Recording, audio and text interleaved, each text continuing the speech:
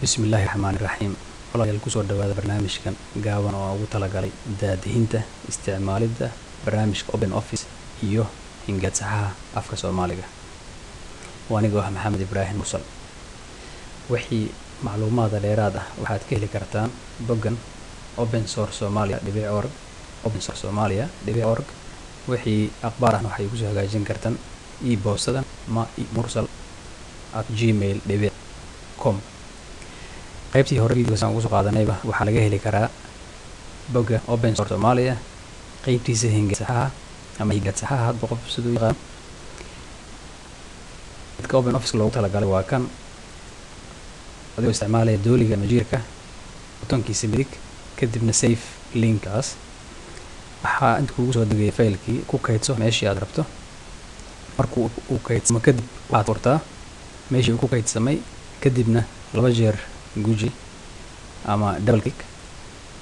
marka uu furmo wuxuu soo furay extensionka dheeraadka ah oo loogu talagalay hingasaha afka Soomaaliga ah. waxaad tiraahdaa geli waa galay cadadkiisa wuxuu ka muuqdaa inta kadibna iska xir. hadda markaa gelisay kadib badanaa diyaar maaha waa in barnaamijka mar labaad la soo shidaa. marka waxaad samaysaa dami barnaamijka oo soo shid mar kale Open Office-ka qaybtiisii writer-ka hadda isticmaalaynaa waan la mid ah qaybtan ka dalbano laakiin qaybtiisa writer-ka qof walba sidoo wax raystay sidoo ugu soo baxo. hadda waxaan noo soo furmay barnaamijkii Open Office-ka qaybtiisii qoritaanka ama qoraalada writer-ka laakiin ma hubno in boggan uu furay ama qoraalkan afka uu ku qornaan doono ama uu sax doono inuu yahay afka Soomaaliga. arrinta muhiimka ah waxay tahay inaan tagno dhankan tools kadibna ugu dambayso ah options qofka dooqidiisa qaybtan waxaad fiirisaan language settings kadibna waxaa kusoo hoosjeeda language. hadda waxaa muuqata in default languages for documents western ay tahay luqadii Ingiriiska. arrintan westernkani waxay ka wadan luqadaha dhanka laatiinka u qoran oo laga qoro dhanka bidix loona dhammaystiro dhanka midig. laakiin waxaa jirta qaybtan kale oo ah laga bilaabo dhanka midig laga bilaabo loona soo dhammaystiro dhanka bidix. luqadahaasna waxaa ka mid ah sidaan naqan luqadda maxalka Carabiga iyo luqadda Yuhuudda Hebrew-ga iyo luqadda ka duwan Thailand iyo luqadda Faarsiga.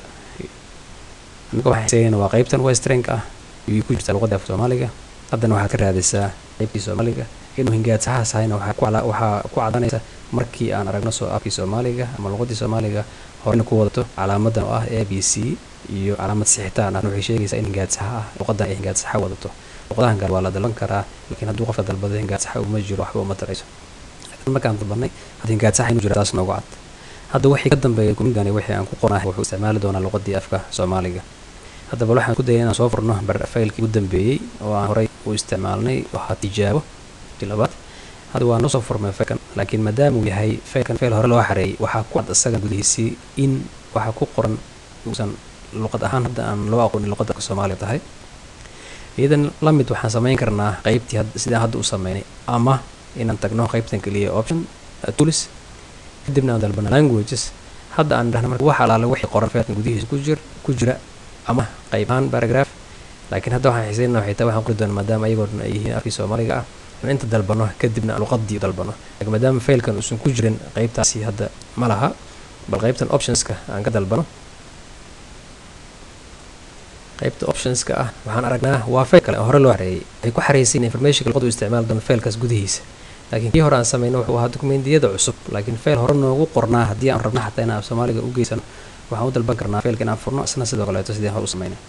hadda waxaan aragnaa in erey walba qoran faylkan uu saxay qoraalkan ku qoran uu saxay uu leeyahay macnaha hadii luqadda Soomaaliga ku jira. ujeedada maaha erey walba inta ku qoran qoraal ah waa saxan yahay waa inta ku jirta barnaamijka hingasaha. hadduu erey qoraalkiisa la qaldan yahay ku jiro iyo soo gudbiya kiisa saxan si aan u diro. bal hadda aan qorno qoraal yar oo gaaban aan maanta waa maalin Axad ah ee bisha Luulyo 2009. hadda waxaan aragnaa in uu laba shay macnaha nugu waa qaldan yihiin labada shay uu leeyahay waa qaldan yihiin balan fiirino waa meeshan maalinta Axadda ah. sababtan waxay tahay wuxuuna leeyahay xaraf weyn ka dhiga maadaama magac maalimeed tahay. tanna waa luuliyo sidoo kale iyadana inuu weynaado. marka hingaad saxaaxa waxaan u jeednaa hadda inuu noo shaqaynayo uusan dhiba ku jirin. failkan hadda aan samayninta oo iska xiri karnaa hadduuna yidhaahdo ma rabtaa inaad save garaysaan waxaan leenahay haa, laakiin failkii hore oo cusbaan waxba ku qornayn haddaan isku dayo inaan ku samayno waa barnaamij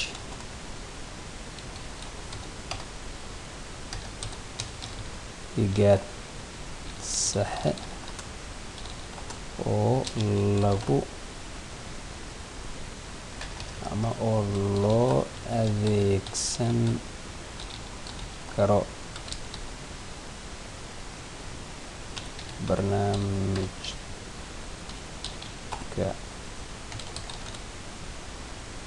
open office.